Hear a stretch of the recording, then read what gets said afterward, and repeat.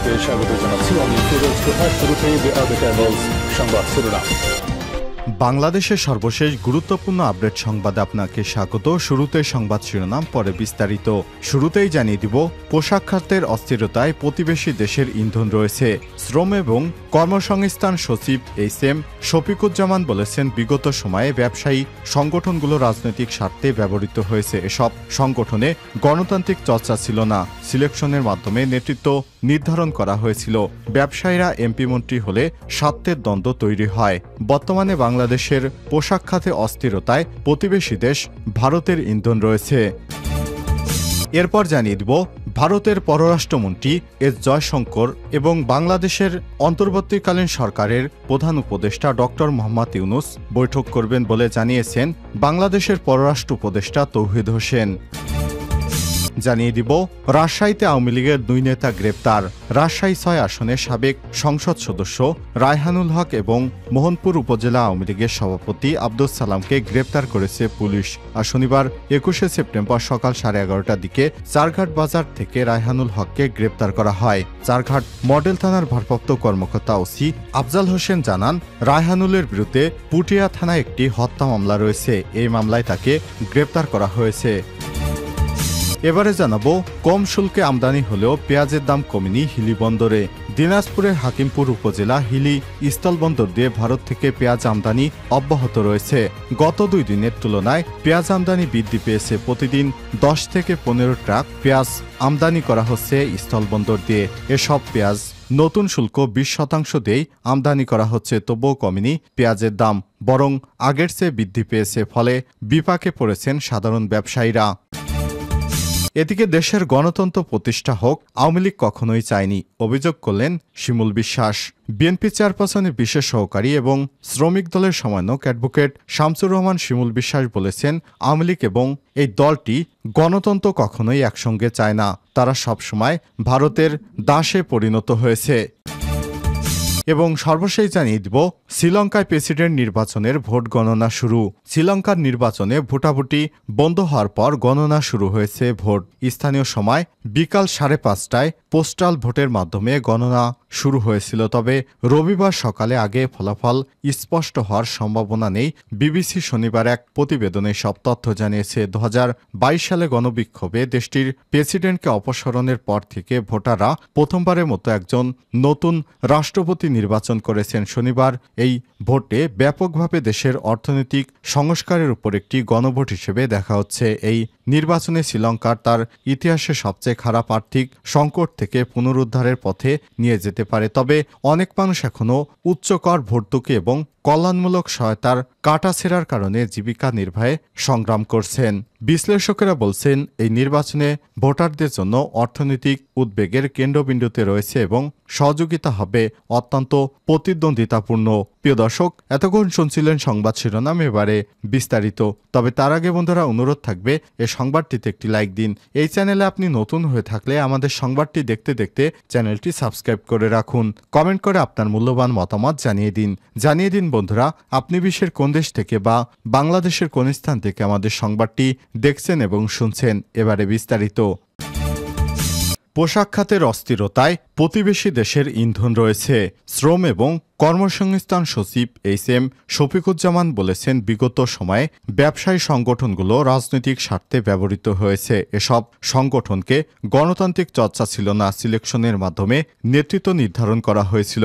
ব্যবসায়ীরা এমপি মন্ত্রী হলে স্বার্থের দ্বন্দ্ব তৈরি হয়। বাংলাদেশের পোশাক শিল্প সম্পর্কে আন্তর্জাতিক গণমাধ্যমে নেতিবাচক সংবাদ পরিবেশনের অপচেষ্টা করা হয়েছে, যাতে আমাদের দৈনন্দিন রপ্তানি সংকুচিত হয়। এছাড়াও ভুল তথ্য ছড়িয়ে একটি শিল্প মহল এলাকায় অস্থিরতা সৃষ্টি করেছে। তৈরি পোশাক খাতে অস্থিরতার পেছনে প্রতিবেশী দেশের ইন্ধন রয়েছে।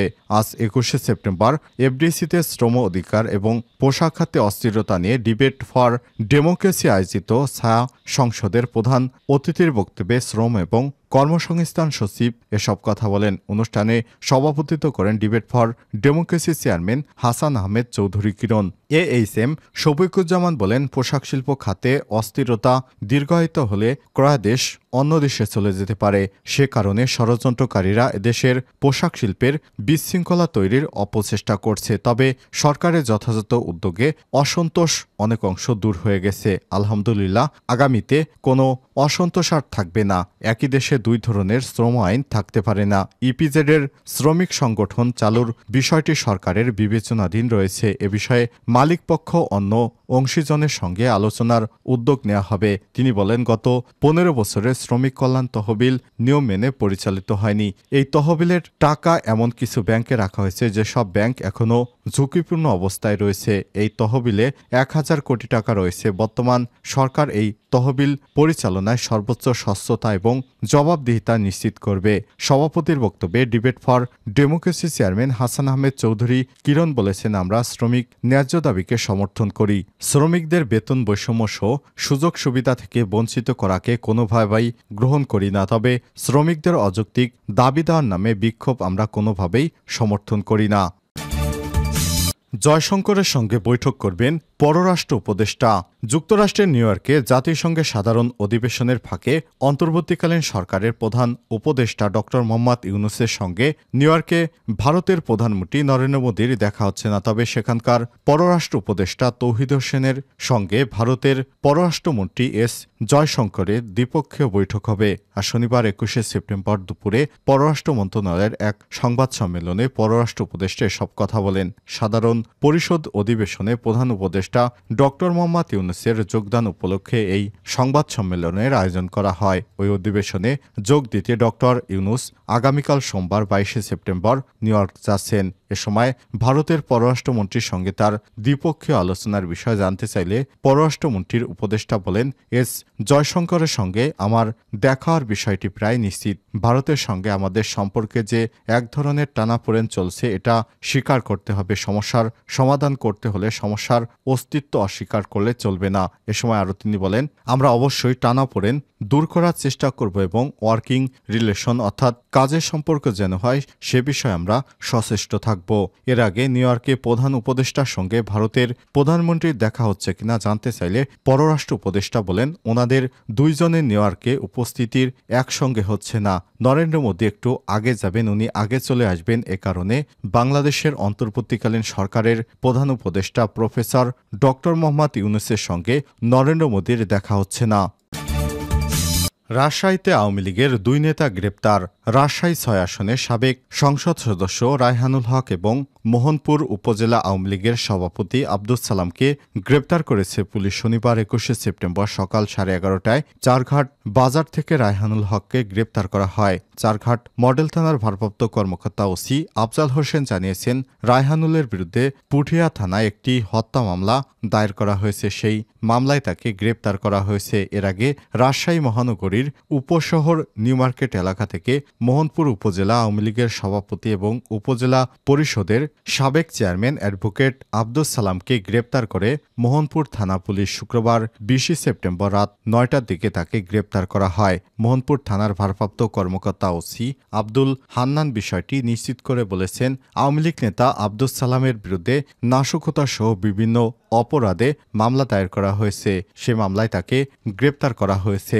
জানা যায় ২০১৫ সালের ৫ই জানুয়ারি রাজশাহী পুঠিয়া উপজেলার বানেশ্বর বাজারে জেলা বিএনপির আহ্বায়ক আবু সাইদ চাঁদের নেতৃত্বে বিএনপির কেন্দ্র কর্মসূচিতে গণতন্ত্র দিবস উপলক্ষে আয়োজিত কর্মসূচি চলছিল। এ সময় বিএনপির কেন্দ্রীয় নির্বাহী কমিটির সদস্য আবু সাইদ চাঁদের চাচা চারঘাট উপজেলার মারিয়া গ্রামের ফয়রুদ্দিনের ছেলে বিএনপির কর্মী মজির উদ্দিন গুলিবিদ্ধ হয়ে মারা যায়। এরপর দীর্ঘদিন ধরে এই হত্যাকাণ্ডের ঘটনায় নিহতের পরিবার মামলা করতে পারেনি। গত ৫ই আগস্ট নিহত মজিদের স্ত্রী মাসুদা বেগম বাদী হয়ে সাবেক প্রধানমন্ত্রী শেখ হাসিনা ও সাবেক আওয়ামী লীগের সাধারণ সম্পাদক ওবায়দুল কাদের, চারঘাট বাগার সাবেক এমপি, সাবেক পররাষ্ট্র প্রতিমন্ত্রী আলহাজ শাহরিয়ার আলম এবং সাবেক সংসদ সদস্য আলহাজ রায়হানুল হক সহ অজ্ঞাতনামা কয়েকজনের বিরুদ্ধে পুঠিয়া থানায় হত্যা মামলা দায়ের করেন। এ মামলায় রায়হানুল হককে গ্রেপ্তার করে চারঘাট মডেল থানা পুলিশ। কম শুল্কে আমদানি হলেও পেঁয়াজের দাম কমেনি হিলি বন্দরে। দিনাজপুরের হাকিমপুর উপজেলা হিলি স্থল বন্দর দিয়ে ভারত থেকে পেঁয়াজ আমদানি অব্যাহত রয়েছে। গত 2 দিনের তুলনায় পেঁয়াজ আমদানি বৃদ্ধি পেয়েছে। প্রতিদিন 10 থেকে 15 ট্রাক পেঁয়াজ আমদানি করা হচ্ছে স্থলবন্দর দিয়ে। এসব পেঁয়াজ নতুন শুল্ক 20% দিয়ে আমদানি করা হচ্ছে, তবুও কমেনি পেঁয়াজের দাম, বরং আগের চেয়ে বৃদ্ধি পেয়েছে। ফলে বিপাকে পড়েছে সাধারণ ব্যবসায়ীরা। হিলি বাজার ঘুরে দেখা যায় গত 2 সপ্তাহ ধরে এই বাজারে পেঁয়াজ বিক্রি হচ্ছে 85 টাকা কেজি দরে। বর্তমান কম শুল্কের পেঁয়াজও বিক্রি হচ্ছে 85 টাকা কেজি দরে। পেঁয়াজ ব্যবসায়ীরা বলেন, এর আগে ভারত থেকে 40% শুল্ক আর $550 এই বন্দরের পেঁয়াজ আমদানি হতো। তখনও পেঁয়াজের কেজি ছিল 85 থেকে 90 টাকা, কিন্তু 20% শুল্ক কমে এবং $145 দাম কমে গত বুধবার ভারত থেকে এই বন্দরে পেঁয়াজ আমদানি শুরু হয়। ডলারের দাম এবং শুল্ক কমলেও আগের দামেই পেঁয়াজ বিক্রি করছেন আমদানিকারকেরা। হিলি বাজারে পাইকারি পেঁয়াজ ব্যবসায়ী ফেরদৌস রহমান বলেছেন, গত 1 সপ্তাহ আগে 85 টাকা কেজি দরে পেঁয়াজ বিক্রি করেছি, আজও একই দামে বিক্রি করছি এবং আগের চেয়েও আরও দাম বেশি চাচ্ছে আমদানিকারকেরা। আমরা আশা করেছিলাম কম শুল্কের পেঁয়াজ এলে দাম অনেক কমে যাবে। আজ আমরা আমদানিকারকদের কাছ থেকে 82 টাকা কেজি কিনে 85 টাকা দরে বিক্রি করছি।